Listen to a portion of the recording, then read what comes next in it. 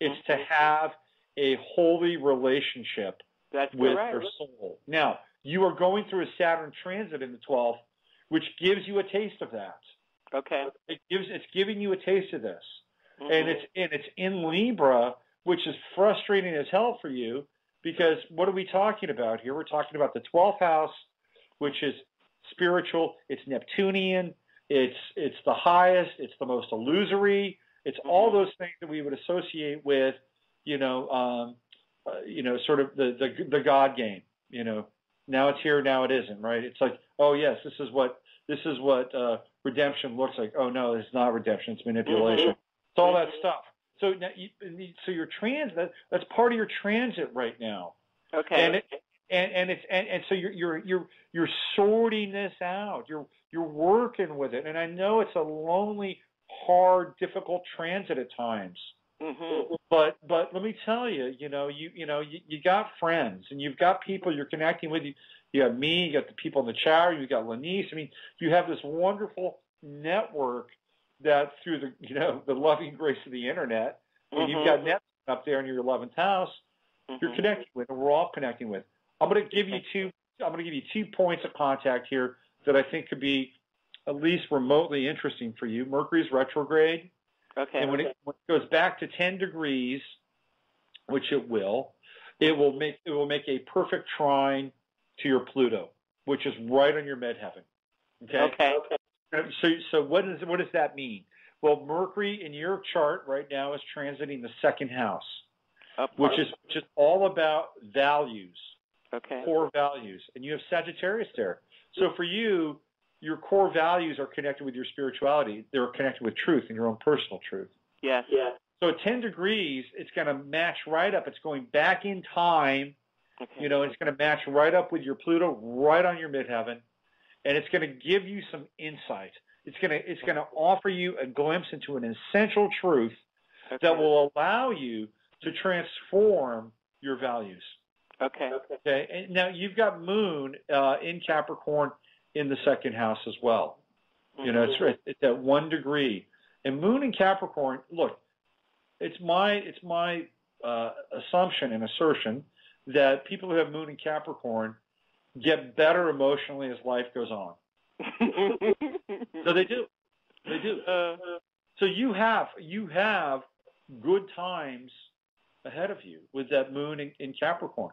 Now, what I personally, Vaj, would really look towards is the shift from Saturn in Libra to Saturn in Scorpio. Because when Saturn moves into Scorpio, which it does in 2012, you'll have a sextile between Saturn and your Moon. When is that, Robert? When is it roughly? Well, I'll give you, not roughly, I'll give you the exact. Saturn into Scorpio? Okay. Yeah, that happens, I think it's like August, September of next year. Hold on. Good. Okay. All right. Now, well, let's see, Saturn. Hold on, I just want to do some archaeology here. Hold on. Okay, so there we go. 1 degree, October. So October, which is interesting because it'll be October.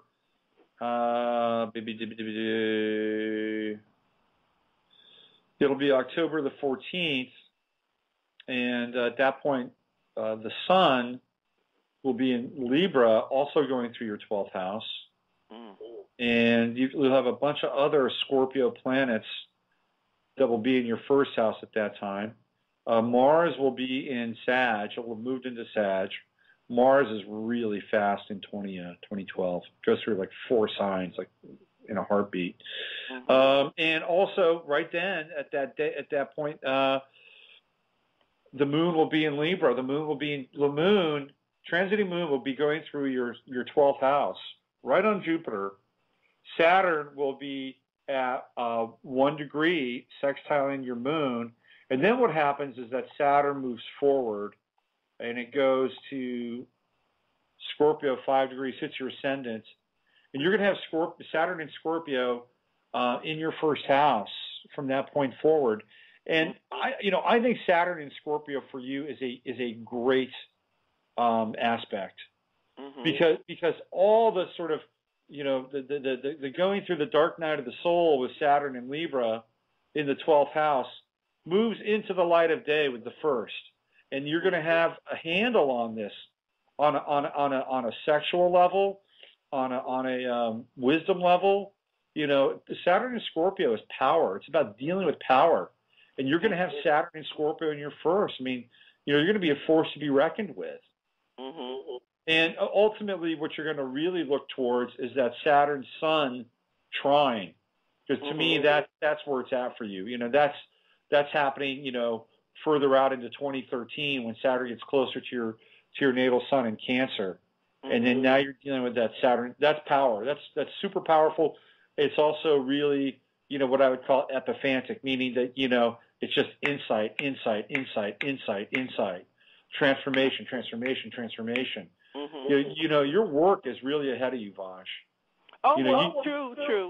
And I acknowledge that, but again, with all of the wisdom that I get through you and through the other two ladies that are even higher consciously than I am, it still always comes back to I'm not wrong. It's just divine timing versus human timing, because how can I qualify as a confirmer of anything else if I can't confirm my own shit, Well, I tell you, look, again, I keep hearing you running into a real speed bump around that. Yes, I do. That's why I'm concerned about the next 30 days, because I don't want to lose my focus or lose my balance any further, because this holding the space issue that you alerted me to has been a challenge. Yeah. Well, here's what I think. Again, look to the trine of Mercury and Pluto. Okay. Now I'll tell you when it is, and then I'm gonna send you back out into Cyberland. Okay, no problem. Let me just go in here and do this.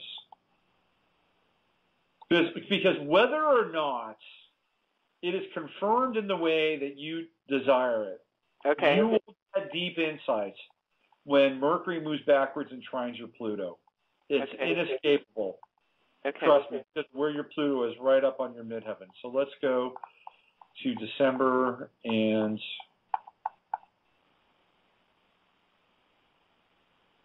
So it's the 5th. It's December 5th. Okay. That's when it hits an exact trine, okay? Thank you. And then it goes backwards even further, and then it goes direct again. It stops at 3 degrees.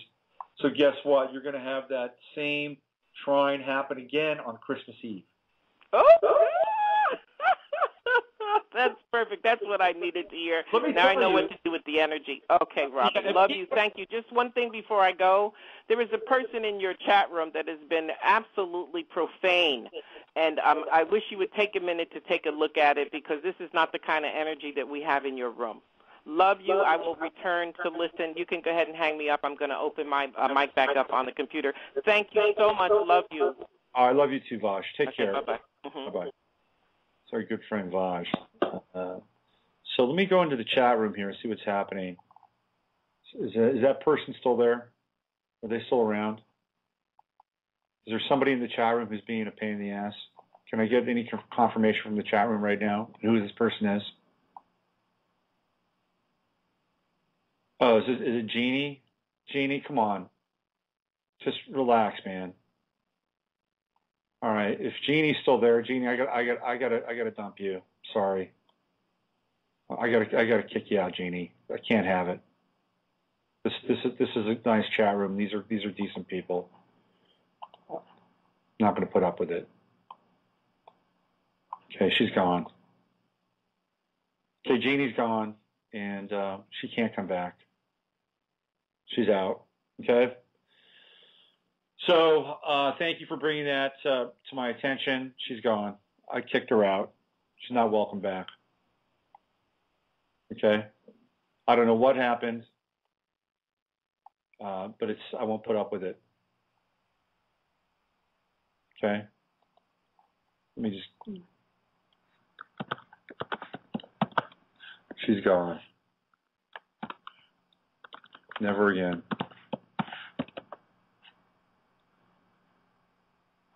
Nobody shits in my chat room.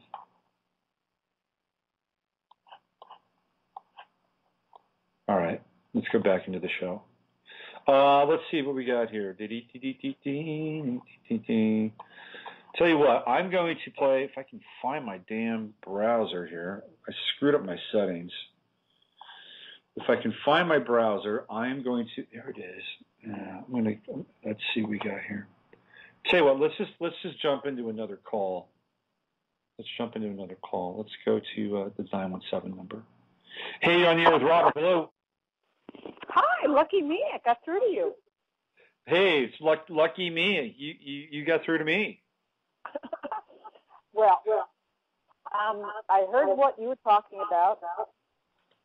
I know a little bit about astrology, and I was hoping that you would be able to help me with my chart. Okay, what's your name? Ellen. Hi, Ellen. And just out of curiosity's sake, where are you calling from? New York. Okay. What kind of question do you have about your chart? Why am I such a mess? No, I'm not. That's a joke. Can someone look at my chart and explain what's been going on for the last couple of years? It's like a big change in my life. I'm not arguing with it. It was probably necessary in my life, but what were the astrological influences that caused it?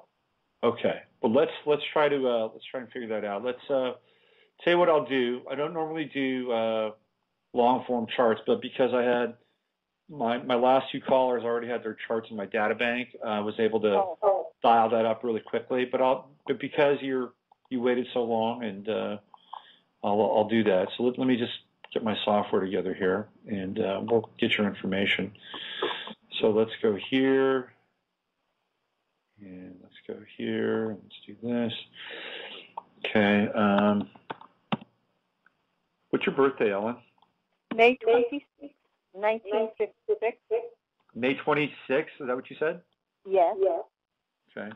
Trying to cut out that. 1956? 56, yes. Okay.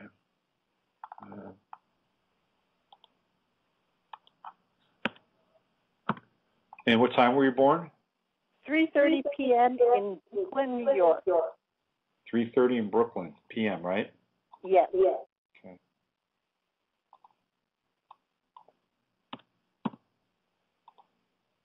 And let's go to here. I love Brooklyn, by the way. Oh. I love to go there. I live in Queens now. I love New York, period. I think New York's great.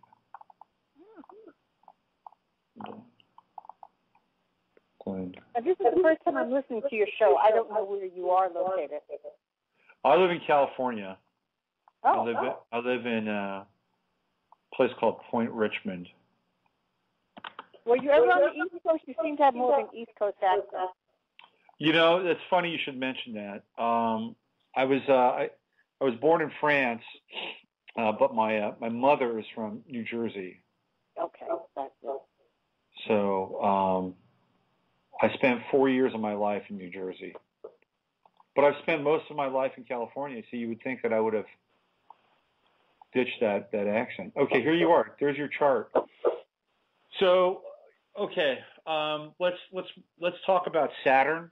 You know, I was talking with the last caller about Saturn. You know, when we look at, wow, you have a pretty intense chart, by the way. I don't know if anybody's ever talked to you about your chart. Yeah, I almost have a square. It's almost a square. You've got massive squares. You've got two T-squares in your chart that are intersecting, which gives you basically a grand cross. You know, and you've got Saturn opposing Sun, Mars opposing Pluto. These are not insignificant aspects. You know, when Moon opposing, you've got tons of oppositions in your chart, tons of squares. So look, when I see a chart like yours, right? So let's just say, for instance, we incarnate at a certain time.